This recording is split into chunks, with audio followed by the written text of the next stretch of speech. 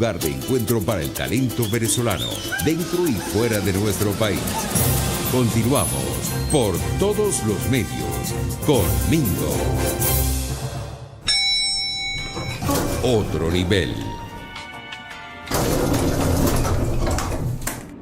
Otro nivel, nuestro segmento de entrevista. Ya por cuestiones de tiempo vamos directamente con la entrevista de hoy. Qué bueno que está con nosotros nuestro querido, admirado de siempre, Óscar Vallés. Ustedes lo conocen, politólogo, profesor universitario de la Universidad Metropolitana.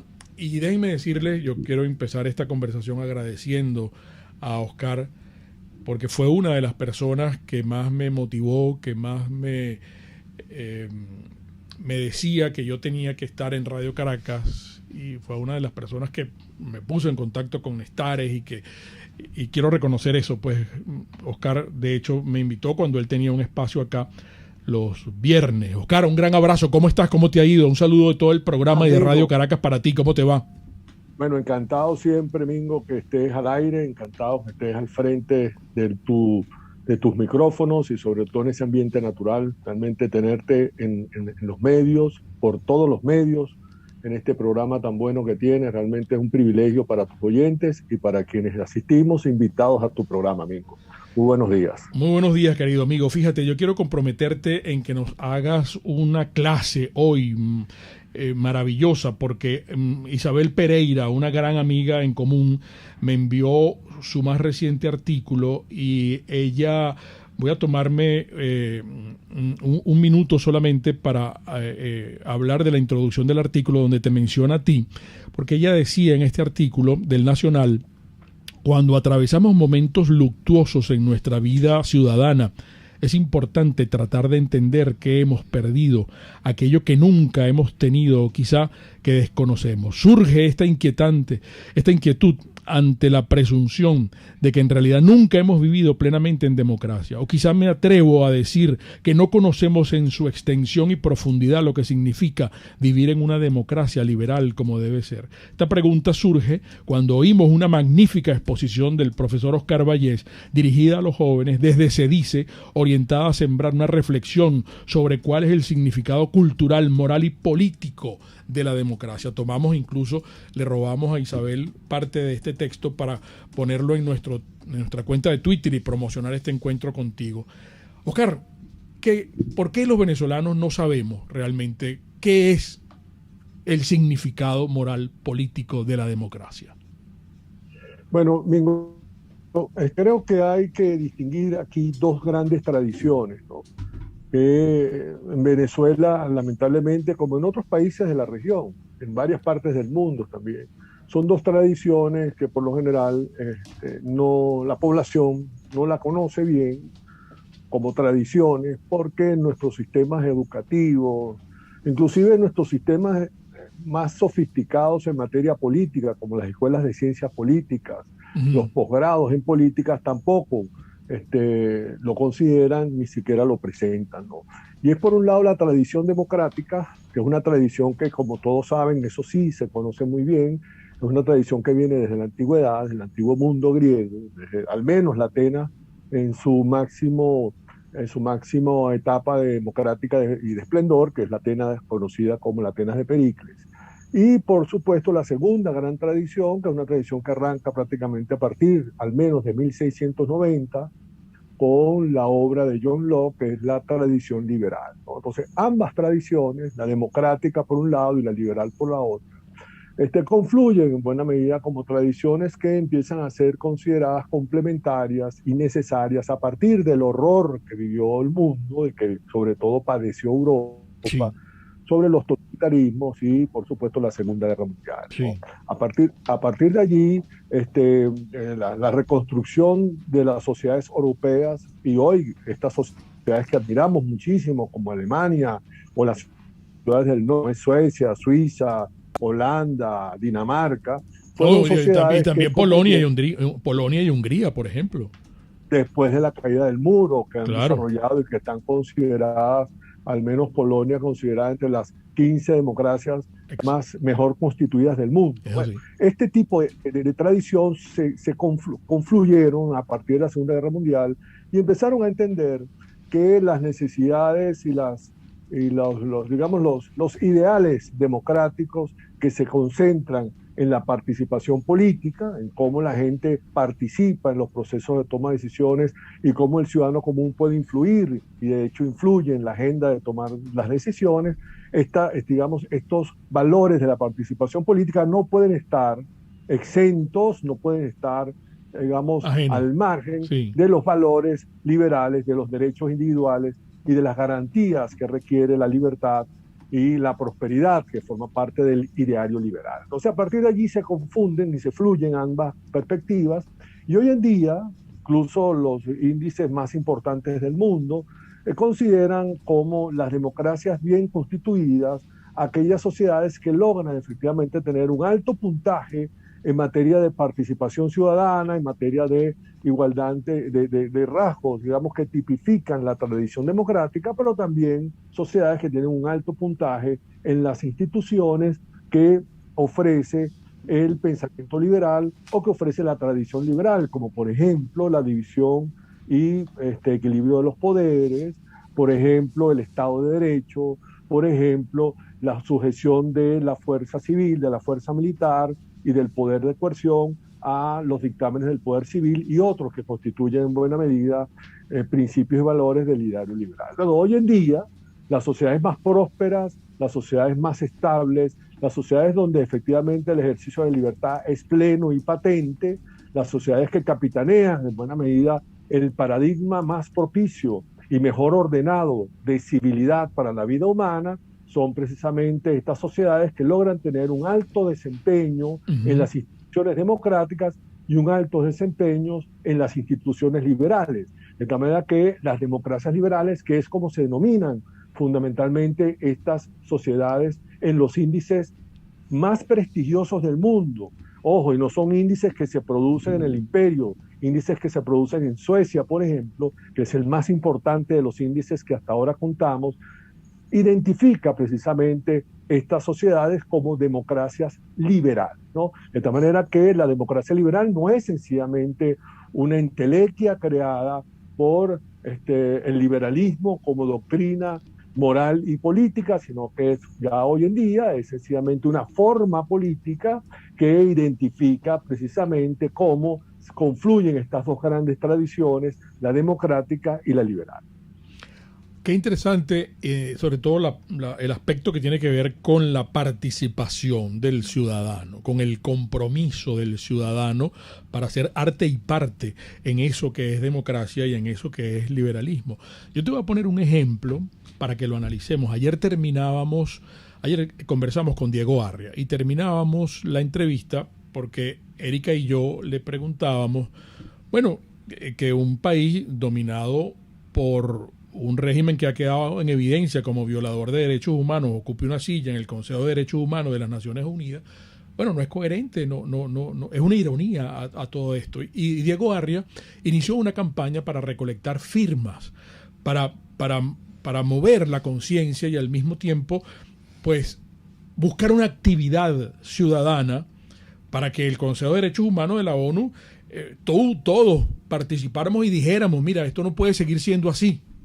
¿Cuántas firmas crees tú que nos dijo Diego Arria que consiguió? ¿Cuántas firmas, Erika? 189.000 firmas.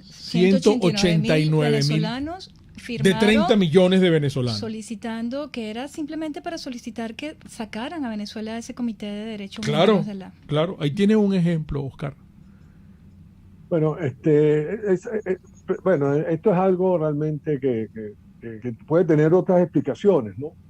Pero efectivamente nosotros somos, como sociedad, para agradecerle las generosas palabras de Isabel en ese artículo, es que precisamente porque nosotros hemos puesto el acento en la tradición democrática y prácticamente ningún acento en la tradición liberal, ¿no? Entonces, cuando se pone el acento en la tradición democrática, significa entonces que el acento indica que la democracia es más robusta mientras más participación de gente en las actividades como esta petitoria de la Carta. La democracia es mucho más fuerte mientras más personas participan en procesos electorales.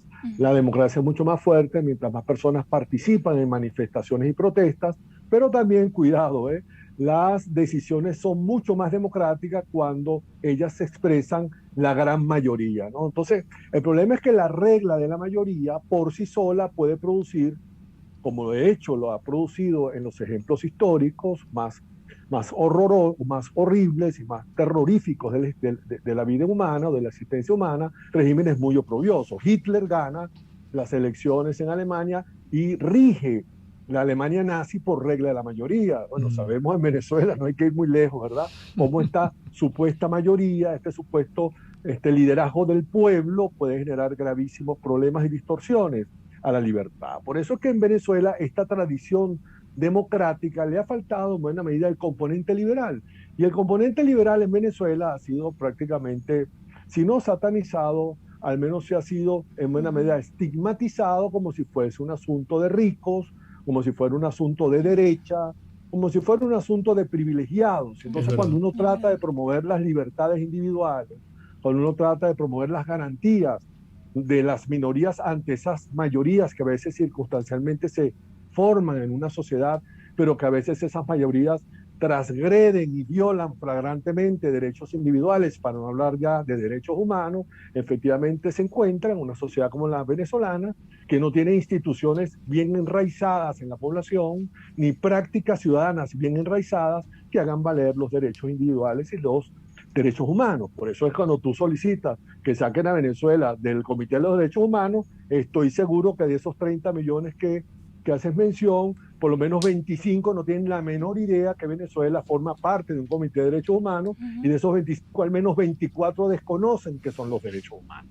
O sea, yo estoy hablando en términos de una situación dramática, y por eso es que evidentemente Isabel Pereira concluye diciendo que tal vez en Venezuela nunca hemos tenido una democracia bien constituida, porque el componente liberal de las democracias nunca fue tomado en cuenta, nunca fue promovido no solamente por estos 20 años de revolución, nunca fue tampoco promovido por los que antecedieron en el ejercicio y en el dominio político. Ni Acción Democrática ni COPEI tenían, digamos, una visión de fondo con respecto a la importancia de las instituciones liberales, sino que prácticamente hicieron combinación de la democracia con aspectos, vamos a decirlo así, de populismo social, con aspectos que giran alrededor de una concepción socialista de la vida, menoscabando derechos individuales, sin promover, digamos, el amor por la libertad, el amor por la posibilidad del sujeto de poder crear su propio plan de vida, de vivir dignamente una vida donde tuviese buenas razones para vivirla, sino que efectivamente todos nuestros procesos fueron diseñados para que el Estado se convirtiera en una especie de padre, una especie de proveedor, una especie en la cual las personas en Venezuela dejaron cultivar, no tuvieron la posibilidad de cultivar sus propias autonomías, sus propias libertades individuales, tener amor por sus propios derechos como individuos, sino que los derechos siempre eran considerados corporativos, ¿no? Bueno, Oscar, tenemos que hacer un pequeño paréntesis. Estás explicando esto de manera fabulosa, porque esa charla que tú diste, esa clase que tú diste a estos muchachos en CEDICE, hizo que Isabel te dedicara prácticamente a este artículo, pero ella tiene una reflexión muy, muy dura, y creo que encaja perfectamente en lo que tú estás explicando, porque Isabel reflexiona, y esto para que lo expliques en la próxima parte, que pareciese que el venezolano le da más importancia a que el Estado le dé comida, le surta de comida, ni siquiera calidad de vida, que le dé comida. Es como que migajas, pues, que le reparta dádivas, pero no esos valores, esos principios, esa libertad, esa democracia, no le importa, ¿no? La desconoce, además. Eso me parece que es una reflexión muy triste de Isabel, para que tú la analices en la próxima parte. Oscar Vallés, hoy con nosotros. Vamos a Máster y en breve regresamos. Un espacio para formar la nueva opinión pública venezolana por todos los medios, con Mingo. Cómo me gusta hablarles todos los días de Chef Male, de mi bella genio, porque además yo insisto en que Male es una pionera, es una innovadora en todo lo que tiene que ver con panadería keto y low carb. Ella nos ha enseñado a trabajar lo que ella ha denominado el levain, la levadura, y de allí parte todo, el origen de todo lo que ella elabora en sus recetas. Bueno, si ustedes la siguen, y por favor háganlo cuanto antes, en su Instagram, @chefmale, allí van a tener el desglose, por ejemplo, en la actualidad lo viene haciendo de manera fabulosa, como siempre lo hace, pero en esta oportunidad está desglosando todas las recetas que nos enseñó en este más reciente, que fue el 15º taller online de panadería keto y low carb. Ayer me satisfizo mucho encontrarme con la receta y el desglose de las caracolas de frutos secos, que es una maravilla, y como yo me quedé impactado con el pan de hamburguesas trenzado, la he seguido en detenimiento. Ustedes háganlo, por favor, y por aquí, por esta vía, se van a enterar del próximo taller que Male ya está preparando. @chefmale, horneando amor y salud en un solo clic. Bueno, quería agregarles algo a la noticia que venimos dando desde hace 2 días de Belab Biodiagnóstica, y es que usted se puede hacer, y toda la familia, la prueba PCR RT Real Time, es decir, en tiempo real, con Belab Biodiagnóstica. Pero hoy un valor agregado que no les había dicho, que pueden ir a la casa a tomarle la muestra. Esto es muy importante porque usted se evita cola, se evita congestionamiento, se evita además gana tiempo. Nosotros trasladamos el laboratorio a su casa, tomamos la muestra. Esto es previa cita, por favor. Por eso le voy a dar el número telefónico donde usted va a llamar para que, si va a viajar, esto es muy importante lo que estoy diciendo. Esta noticia es fabulosa de parte de nuestros amigos de Belab Biodiagnóstica, pero le hacen la prueba PCR RT. Llamen al 0414-202-2900. Belab Biodiagnóstica, precisión y confianza en laboratorio clínico. Cuando yo les digo que la gula no es pecado en la pastelería del Corso, una muestra es el doctor Diego Arria. El doctor Diego Arria siguió escribiendo: mira, nos vemos en el Corso, Mingo, nos vemos en el Corso, Erika, nos vemos en el Corso, nos vemos en el Corso. Claro que nos vamos a ver en el Corso, doctor Arria. Y muy pronto usted va a ver. Por lo pronto nos vemos nosotros este fin de semana. Usted viene a desayunar a la pastelería del Corso. ¿Hay algún cumpleaños este fin de semana? Esa torta tiene que ser de la pastelería del Corso. Y usted llama para encargarla. 941-1971 del Corso. Es la pastelería italiana por tradición y excelencia. Y yo felicito a mis amigos de Farmacia CVS y más. Están en el CCCT y ¿saben qué están haciendo hasta el domingo? Un descuento especial porque el CCCT está cumpliendo 45 años. Ese es un señor centro comercial. Ese es el centro comercial CCCT. Ustedes disfrutan el estacionamiento, cosa que no hacen en ningún otro centro comercial. Más bien echan pestes y culebras. Oye, qué fastidio. Bueno, estoy hablando de CBS y ahora terminé hablando del CCCT. Es que ese es Mingo, pues, ¿no? Que él se pone, él se emociona y empieza a hablar de... Pero es que yo felicito, de verdad, felicito a mis amigos del CCCT, donde además es directivo del centro comercial, la gente de la farmacia CVS, lo tengo que decir. Mi amigo Áñez, claro, uno de los pioneros en la construcción del CCCT. Bueno, ahora está enfrente de la farmacia CVS. ¿Usted sabe dónde está la farmacia CVS? Aprovechen este descuento especial por motivo de los 45 años del CCCT. Farmacia CVS, CCCT nivel C1, frente a Beco y al lado del Banco Mercantil, no tiene pérdida. Todo lo demás. Sintonícenos a través de Periscope, @RCR750, la radio que se ve. RCR 750 AM, porque lo bueno une. Un periodista espontáneo, frontal, observador, inconforme, con mucho que decir y escuchar. Regresamos por todos los medios con Mingo. Aquí en Mingo Blanco TV le preguntan al profesor Oscar Vallés su opinión sobre el gobierno francés y lo que ocurre en Francia, que hay un socialismo, pero hay democracia y liberalismo, y quieren la opinión del profesor Oscar Vallés. Pero al mismo tiempo, como estábamos hablando de Venezuela y dejábamos con punto suspensivo una inquietud que la sacamos y la extraemos, la interpretamos de una reflexión que hace Isabel Pereira a propósito de esta charla que dictó el profe Oscar Vallés. Bueno, al venezolano de hoy en día le importa más que le den comida, que el Estado le dé comida, el CLAP, el morral de la patria y todas las cosas que les da, que pensar y reflexionar y caer en cuenta de la importancia y del significado de lo que es la democracia y la libertad. Profe.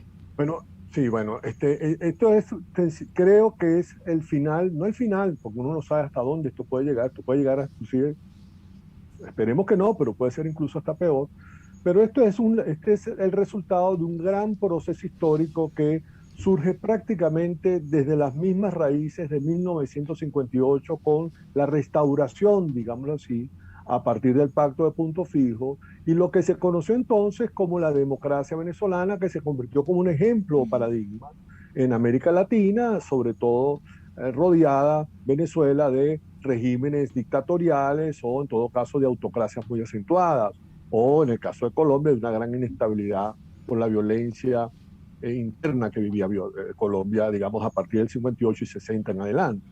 Pero lo curioso es que si uno se pone a entender, uno lee entre líneas el discurso, por ejemplo, de Rómulo Betancourt, después de su primer año de gobierno. Betancourt le dice al Congreso, en su primera, digamos, en ese discurso del primer año, digamos así, de rendición de cuentas, le dice al Congreso, a la República y al país, que por fin en Venezuela tenemos pueblo. 2 puntos, los partidos, los sindicatos, los gremios, las corporaciones empresariales. Esa es la definición de pueblo para Betancourt. La concepción de Betancourt de pueblo no son los ciudadanos de a pie como tú y como yo mismo.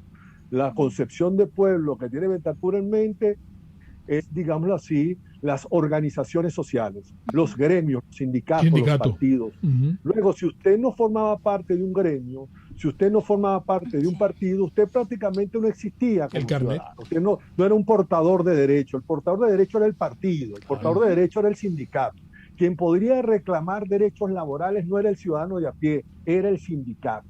Y si usted no tenía un sindicato para que lo asistiera y lo representara y lo apoyara ante un tribunal laboral, usted no tenía mucho éxito como sujeto individual para hacer valer sus derechos constitucionales. Entonces, esa es la concepción de pueblo. Te puedes imaginar que a partir de allí el acento fundamental era, por una parte, tener la visión en la cual el privilegio fundamental estaban instituidos en las instituciones de la democracia, no en las instituciones de la libertad, porque esos son los dos componentes que hacen posible el milagro maravilloso de sociedades como Dinamarca, y no voy a dejar de hablar de Francia más adelante, el caso Francia lo va a tocar, pero lo interesante de esto es que ese tipo de sociedades precisamente acentúa ambos componentes. En Venezuela solo se acentúa el componente democrático. Y las libertades individuales, las instituciones de la libertad fueron prácticamente no consideradas o incluso satanizadas, insisto, estigmatizadas. Fíjate que a partir de 1958, por ejemplo, por el regreso de la nueva Constitución de 1961, se sancionó la Constitución de 1961 e inmediatamente se suspendieron las garantías económicas, garantías económicas suspendidas hasta el día de hoy, ¿no? De tal manera que no hay la posibilidad, no existe en Venezuela una tradición liberal en ese aspecto, solamente se ha acentuado la democrática, y el componente democrático se ha acentuado a su vez con esta visión abiertamente socialista, que a diferencia de los franceses es solo una obra de gobierno, pero que en Venezuela esta visión socialista se ha convertido en un plan de nación, en una visión de nación que alimentó, que lo ocupa como bien todo. muestra.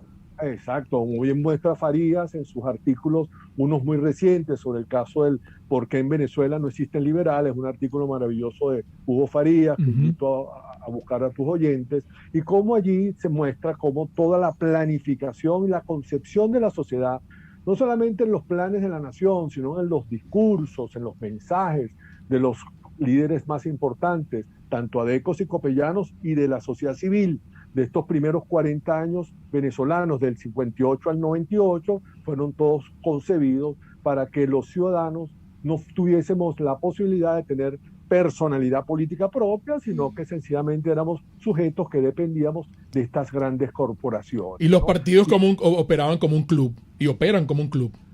Todavía opera, incluso hoy en día usted ve un partido político y usted pasa al interior del partido y se dará cuenta que los partidos políticos no están organizados internamente con una secretaría de asuntos municipales, una secretaría de política exterior, una secretaría de política de salud, sino que internamente las secretarías de los partidos están organizadas por secretaría vecinal, secretaría universitaria, es decir, son organismos internos dirigidos a cooptar a la sociedad civil, a poner a la sociedad civil a su servicio, ¿no? Entonces hay secretarías sindicales, secretaría de profesionales y técnicos, y dentro de esta secretaría de odontólogos, de tal manera que usted... Y de estudiantes.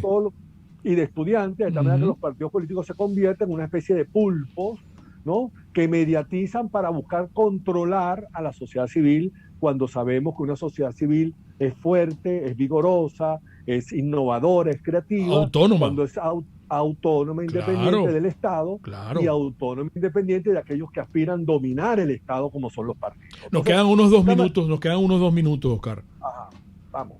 Entonces, de tal manera, para terminar con el caso Francia y darte la oportunidad de una última pregunta si la hay, en el caso de Francia y algunos países de Europa, no se confunda lo que es, vamos a decirlo así, la configuración de la sociedad, que es un complejo de instituciones dentro de las cuales las instituciones políticas forman parte de la práctica y de la vida social. Aquí le llaman Estado, allá le llaman instituciones políticas. Claro, y estas instituciones políticas no necesariamente son socialistas, sino que son instituciones políticas que preservan la participación, limitada, por supuesto, controlada esa participación, para que el futuro no pueda transgredir derechos individuales y garantías individuales, que es el equilibrio entre democracia y liberalismo. Y tenemos gobiernos que tienen políticas de bienestar social, porque es tanta la riqueza que se produce en esa sociedad, una sociedad libre, una sociedad de economía libre, de mercado, de economía de mercado, es tanta la prosperidad que se produce, que el Estado se puede dar el lujo, porque no tienen petróleo, de cobrar sendos impuestos para promover y ayudar a los socialmente menos aventajados, ¿no? Claro. Esa es la gran diferencia de las políticas socialistas en Europa, que gozan de una economía fuerte, libre, abierta, digamos, con un gran sentido de la innovación y la creatividad, donde el emprendimiento individual se puede desarrollar libremente, y por el otro parte entonces produce la riqueza necesaria para hacer políticas de bienestar social. Y es un estado ágil, a diferencia de estos estados paquidérmicos, mastodónticos que tenemos acá. Profe, se nos agotó el tiempo, lamentablemente. Me va a tocar ahora a mí hablar con Nestares para que te vengas otra vez para acá. Bueno, un gran saludo a Néstor, de verdad, pues, mi experiencia en Radio Caracas siempre la recuerdo con mucho cariño, y por supuesto siempre a la orden, Mingo. Gracias, profe, un gran abrazo, y ojalá nos permitas consultarte en breve nuevamente. El profesor Oscar Vallés, amigos, las interpretaciones finales de todo lo conversado hoy aquí, como siempre de ustedes, y recuerden, el comunismo te quiebra las rodillas, para que tengas que darle las gracias por las muletas. Hasta mañana. RCR presentó Por Todos los Medios con Mingo.